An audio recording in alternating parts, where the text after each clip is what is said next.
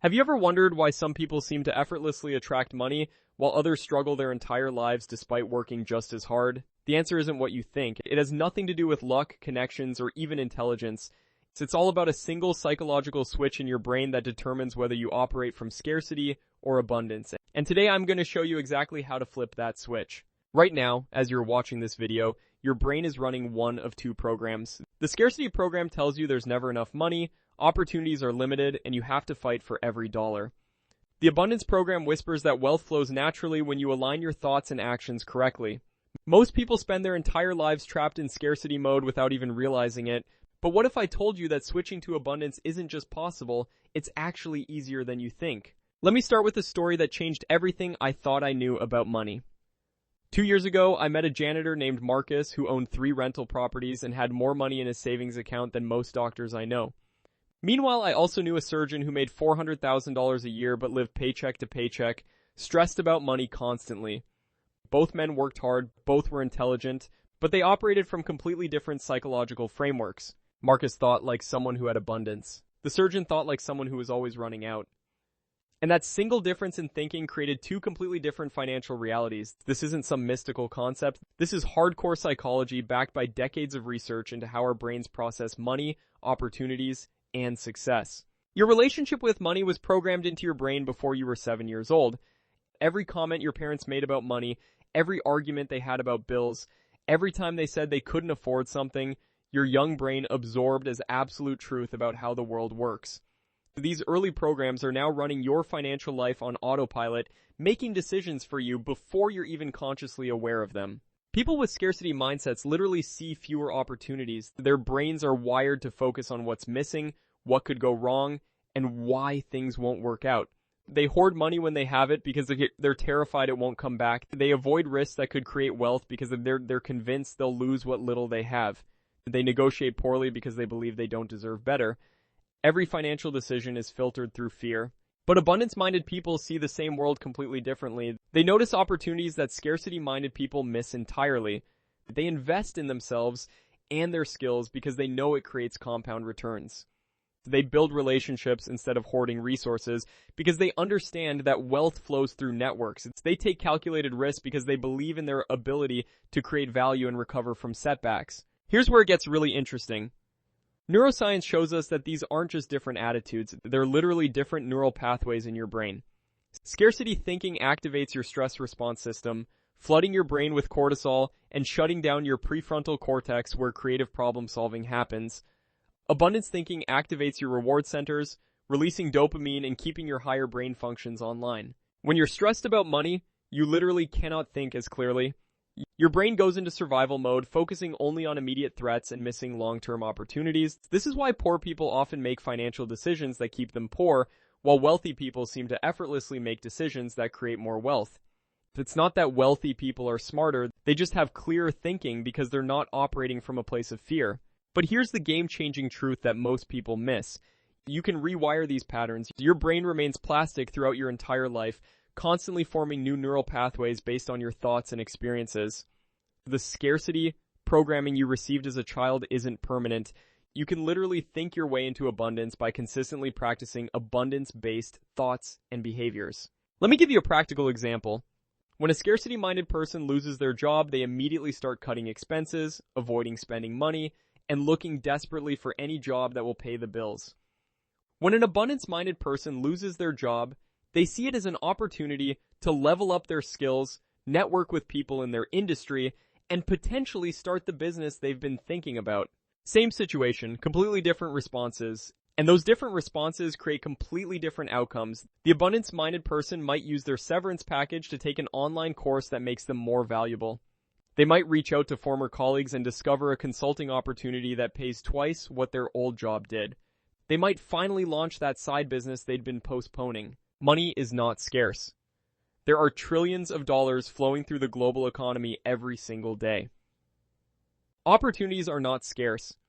The internet has created more ways to make money than have ever existed in human history. Your potential is not limited by your circumstances, it's limited by your thinking patterns.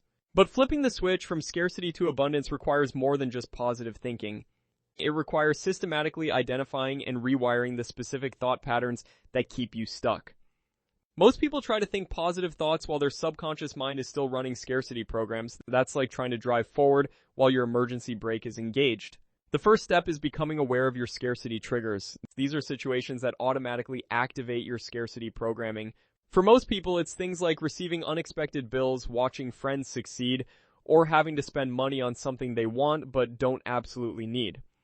When these triggers activate, your brain immediately goes into scarcity mode, making decisions from fear instead of abundance. Start paying attention to your internal dialogue during these trigger moments. Scarcity thoughts sound like this: I can't afford it. There's not enough to go around. Rich people are greedy. Money doesn't grow on trees. I'm not good with money. Success is for other people. If I win, someone else has to lose. Abundance thoughts sound completely different. How can I create value that justifies this investment? What opportunities does this challenge create? How can I help others while building wealth? What skills can I develop to increase my earning potential? How can I make this a win-win situation?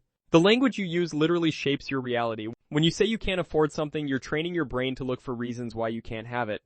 When you ask how you can afford something, you're training your brain to look for creative solutions. Same situation, different focus, different results. Here's a powerful exercise that will start rewiring your abundance circuitry immediately. For the next 7 days, every time you catch yourself thinking a scarcity thought, replace it with an abundance question. Instead of saying, I can't afford this, ask, how could I create the money for this? Instead of thinking there are no good opportunities, ask, where are the opportunities I haven't noticed yet? Your brain is a problem-solving machine. When you give it scarcity problems to solve, it finds scarcity solutions. When you give it abundance problems to solve, it finds abundance solutions. The quality of your questions determines the quality of your life. But rewiring your money mindset goes deeper than just changing your thoughts. You also need to change your relationship with money itself. Most people have incredibly dysfunctional relationships with money. They either worship it as the solution to all their problems or demonize it as the root of all evil. Both perspectives create scarcity. Money is simply a tool for exchanging value. Nothing more, nothing less. It's not inherently good or evil. It's not a measure of your worth as a person. It's not something you should feel guilty about wanting or having. When you develop a healthy, neutral relationship with money, you can make clear decisions about how to earn it, spend it, and invest it. People with abundance mindsets understand that money is attracted to value creation. Instead of asking, how can I make more money, they ask, how can I create more value? Instead of trying to get money from others, they focus on giving value to others. This shift in perspective changes everything because it aligns your actions with how wealth actually works in the real world. Wealthy people become wealthy by solving problems for other people. The bigger the problem you solve, the more people you solve it for, the more wealth you can create. This isn't theory. This is how every fortune has been built throughout history. But you can't see these value creation opportunities when you're stuck in scarcity thinking because you're too focused on what you don't have to notice what others need. Here's another critical difference between scarcity and abundance thinking. Scarcity-minded people focus on protecting what they have. Abundance-minded people focus on growing what they have. Protection strategies like cutting expenses and avoiding risks do have their place, but they can't create wealth. Only growth strategies can create wealth. This doesn't mean being reckless with money. It means being strategic about risk. Instead of avoiding all risks, abundance-minded people learn to evaluate risks intelligently and take calculated chances that have favorable risk-reward ratios. They understand that the biggest risk is not taking any risks at all, because that guarantees you'll never break out of your current financial situation. They also understand the power of compound growth. Albert Einstein allegedly called compound interest the eighth wonder of the world. Whether he actually said that or not, the principle is absolutely true. Small, consistent investments in yourself and your assets can create exponential returns over time. But you have to be thinking abundantly to make those investments because they require sacrificing immediate gratification for long-term gain. Scarcity-minded people can't delay gratification effectively because they don't trust that better things are coming. They spend money on things that make them feel better right now instead of investing in things that will make them wealthier later. Abundance-minded people can delay gratification because they believe in their ability to create even better outcomes in the future. This shows up in how people approach education and skill development. Scarcity-minded people see learning as a cost. They complain about the price of courses, books, and coaching programs. Abundance-minded people see learning as an investment that pays dividends for decades. They'll gladly pay for knowledge that increases their earning potential because they understand the math. If spending $1,000 on a course helps you increase your income by just $50 per month, you've broken even in less than 2 years. Everything after that is pure profit. But scarcity-minded people focus on the $1,000 cost instead of the lifetime value of increased earning potential. The same principle applies to networking and relationship building. Scarcity-minded people see other successful people as competition or threats. They keep their ideas secret because they're afraid someone will steal them. They avoid networking events because they don't want to spend money, or they feel like they don't belong. Abundance-minded people understand that wealth flows through relationships. They actively seek out other successful people because they know that iron sharpens iron. They share their ideas freely because they understand that execution matters more than ideas. They invest time and money in building relationships because they know that opportunities come through people. Your network literally determines your net worth, not just because of job opportunities or business deals, although those are important, but because being around abundance-minded people rewires your own thinking patterns through social proof and modeling. You become like the 5 people you spend the most time with, especially when it comes to money attitudes and behaviors. If you're surrounding yourself with people who complain about money, make excuses for their financial situations, and believe that wealth is only for other people, those attitudes will infect your thinking. If you surround yourself with people who see opportunities everywhere, invest in their growth, and believe that anyone can create wealth through value creation, those attitudes will become your default programming. This is why changing your environment is often more powerful than trying to change your thoughts directly. When everyone around you thinks abundantly about money, abundance thinking becomes automatic and effortless. When you're the only person in your circle trying to think abundantly while everyone else operates from scarcity, you're fighting an uphill battle. But you don't have to completely abandon your current relationships. You can start by consuming abundance-focused content through books, podcasts, and videos like this one. You can join online communities of people who are working on developing abundance mindsets. You can attend events and seminars where you'll meet like-minded people. Gradually, you'll build a network of abundance-minded people who support your growth instead of unconsciously sabotaging it. Here's something most people don't realize about wealthy individuals. They're not motivated primarily by money itself, they're motivated by the freedom, security, and impact that money can create. Money is just the vehicle for achieving their deeper values and goals. This understanding changes how they approach wealth building because they're not chasing money for its own sake. When you're clear about what you really want money for, making wealth building decisions becomes much easier. If you want financial freedom so you can spend more time with your family, you'll make different investment choices than if you want money to buy expensive cars and designer clothes.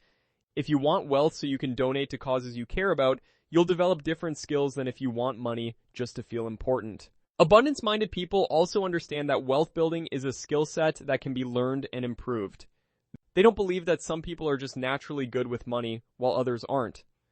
They study successful people, learn from their mistakes, and continuously improve their financial education. They treat wealth building like any other skill that requires deliberate practice and constant improvement.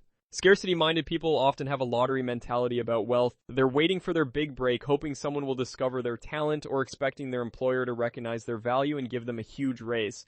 They're passive about wealth creation, hoping it will happen to them instead of making it happen through their own actions. The truth is that sustainable wealth is almost always built gradually through consistent value creation and intelligent investment. Overnight success stories make for great headlines, but they're statistical anomalies. Most wealthy people built their wealth over decades through compound growth, smart decisions, and persistent effort. Understanding this timeline helps you develop the patience and persistence required for wealth building. When you expect wealth to come quickly and easily, you get discouraged when it doesn't happen. When you understand that wealth building is a marathon, not a sprint, you can focus on building sustainable systems and habits that create long-term results. One of the most powerful abundance practices is gratitude for what you already have, while simultaneously working toward what you want. This might sound contradictory, but it's actually essential for maintaining the emotional state that attracts opportunities and motivates consistent action. Gratitude activates abundance circuits in your brain, while resentment and envy activate scarcity circuits. When you're grateful for your current situation, even if it's not ideal, you maintain clear thinking and positive energy that others want to be around. When you're resentful about your circumstances, you radiate negative energy that repels opportunities and relationships. This doesn't mean being complacent or accepting less than you deserve. It means appreciating your starting point while working intelligently toward your goals. Abundance-minded people can hold both perspectives simultaneously because they understand that gratitude and ambition are complementary, not contradictory. The final piece of the abundance puzzle is taking consistent action aligned with your goals. Thoughts and attitudes are critically important, but they don't create wealth by themselves. You have to translate your abundance thinking into abundance actions. This means investing in your skills, building valuable relationships, creating value for others, and making strategic financial decisions. The beautiful thing about this process is that abundance actions reinforce abundance thinking. Every time you invest in yourself, your confidence grows. Every time you create value for others, you prove to yourself that you can generate income. Every time you make a smart financial decision, you strengthen your belief in your ability to build wealth. This creates a positive feedback loop where abundance thinking leads to abundance actions, which create abundance results, which strengthen abundance thinking. Once this loop gets momentum, wealth building becomes natural and automatic because you're operating from your true potential instead of your programmed limitations. Your relationship with money doesn't have to be defined by the scarcity programming you received in childhood. You have the power to consciously choose abundance thinking and systematically rewire your financial psychology. The question isn't whether you can develop an abundance mindset. The question is whether you'll make the commitment to do the mental and emotional work required to claim the wealthy life you deserve. The choice is yours. You can continue operating from scarcity, struggling with money, and accepting less than your potential. Or you can flip the switch to abundance, align your thinking with how wealth actually works, and start building the financial freedom you've always wanted. The tools are available, the path is clear. The only thing standing between you and abundance is your willingness to change the programming that's been running your financial life. What will you choose? Let me know in the comments below. And if this video helped shift your perspective on money and wealth, make sure to subscribe for more content that will help you build the abundant life you deserve.